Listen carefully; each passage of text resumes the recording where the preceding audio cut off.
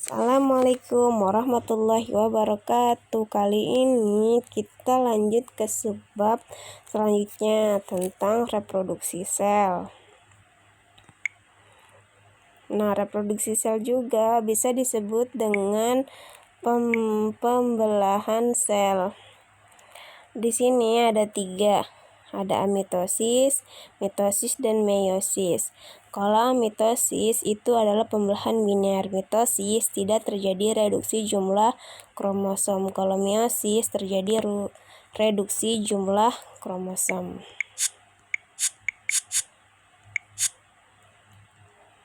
Tahap mitosis yang pertama yaitu tahap interfase atau disebut juga fase persiapan, di mana interfase ini terjadi replikasi DNA dari satu salinan menjadi 2 salinan. Fase GAP1 belum terjadi replikasi DNA.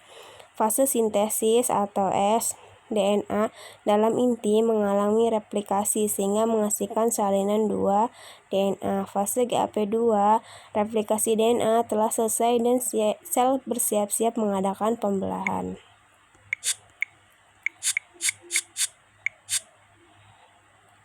Tahap karyokinesis atau pembelahan inti dan stereokinesis atau pembelahan sitoplasma di sini adalah tahap-tahap mitosis. Yang pertama, tahapnya itu ada profase, metafase, anafase, dan telofase. Pembelahan sitoplasma dan diikuti dengan pembentukan sekat sel yang baru. Sekat ini memisahkan 2 inti tersebut menjadi 2 sel anakan. Pembelahan mitosis itu terjadi pada sel tubuh atau disebut dengan somatis dan menghasilkan sel anakan dengan jumlah kromosom yang sama dengan sel induknya. Kromosom hasil pembelahan mitosis berpasangan sehingga disebutnya diploid atau juga disebut dengan 2N. Ada 4 fase yaitu profase, metafase, anafase, dan telofase. Kalau yang interfase yang tadi saya sebutkan di awal itu adalah tahap persiapan, hanya tahap persiapan saja. Hasil akhir pembelahan ini adalah 2 sel anak yang masing-masing memiliki sifat dan jumlah kromosom yang sama dengan induknya.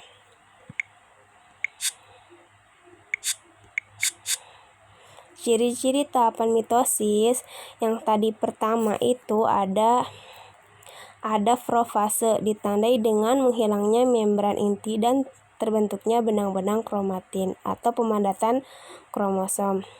Tahap selanjutnya ada metafase, ditandai dengan kromosom yang berderet di bidang ekuator atau sudah berada di tengah. Kromosomnya sudah berada di tengah. Anafase itu ditandai dengan kromosom mulai bergerak ke arah kutub yang berlawanan, ditarik oleh benang-benang spindle atau disebut juga mikrotubul. Selanjutnya ada tahap telofase. Telofase ini sel terbagi menjadi 2 sel anakan. Telofase pertama atau disebut dengan telofase awal terlihat mulai ada sekat yang memisahkan antara sel-sel anakan. Setelah itu ada telofase akhir.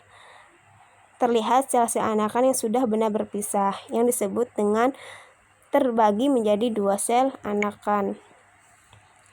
Nah, yang disebutkan tadi di sini ada tahap interfase yaitu tahap persiapan, di mana di sini memulai replikasi DNA.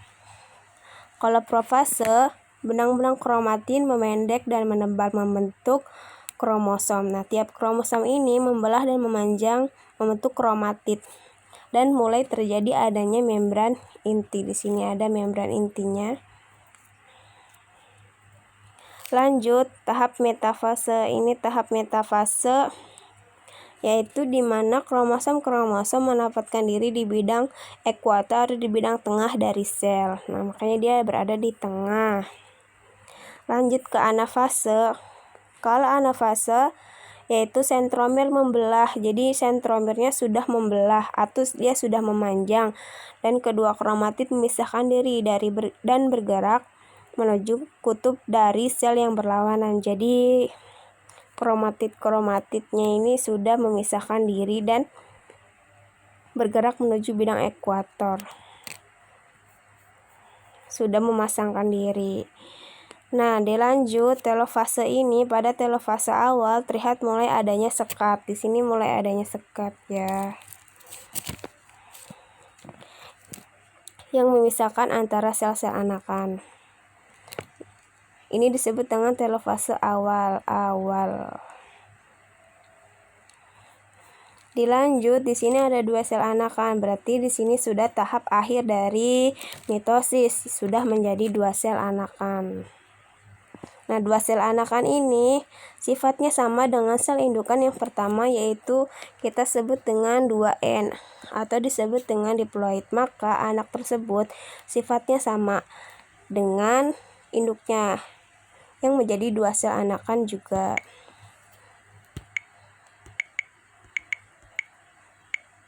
Dilanjut, mitosis ini ada sitokinesis atau pembelahan sitoplasma. Karyokinesis adalah pembelahan inti sel. Nah, pembelahan meiosis ini terjadi di sel. Meiosis ini terjadi di sel, tetapi bedanya dengan mitosis, kalau meiosis itu dia jumlah kromosomnya tidak sama dengan sel indukan, jadi hanya setengahnya yang sama. Kita bahas profase 1 sama dia benar-benar kromatinya memendek, menebal, dan sebagainya. Kalau metafase yang sudah jelas berada di tengah meta. Kalau anafase, bidang ekuatornya memisah, sentromernya memisah, jadi sudah memisah ya, dan bergerak menuju bidang ekuator. Dilanjut, kalau telofase dia sudah mulai adanya sekat yang tadi memisahkan antara sel anakan pada telofase. Ya, dilanjut.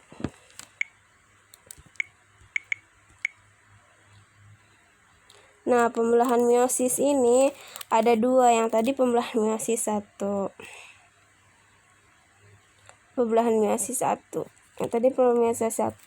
Nah, pembelahan telofase 1 ini, yang tadi telofase itu proses mulai adanya sekat. Kalau yang profase, dia mulai lagi profase tahap kedua.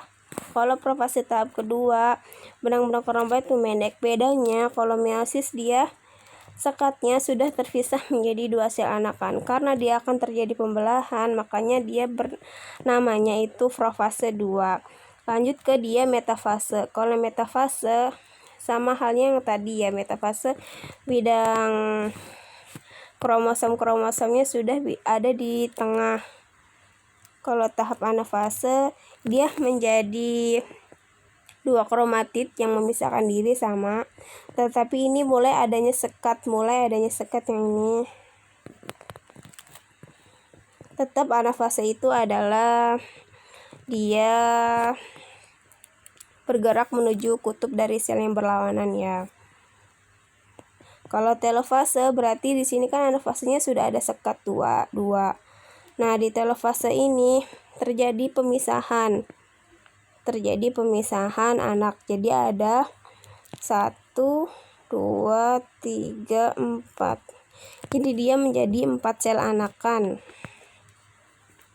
4 sel. Atau sudah disebut dengan haploid sendiri. Jadi sudah sendiri-sendiri. Sudah haploid dia. Nah, meiosis ini jumlah kromosomnya tidak sama dengan sel indukan. Misalkan kita tadi sudah membelah, kita diploid 2N. Nah, di diploid ini karena sudah pembelahan secara 2, ada meiosis 1, meiosis 2, maka sel anakannya dia akan menjadi 4. Yang sama yaitu cuma 2 sel anakan. Jadi ketika dia meiosis 2, maka dia terjadi pembelahan adanya 4 sel anakan. Yang 2 sama, yang 2 lagi gak sama dari jumlah kromosomnya.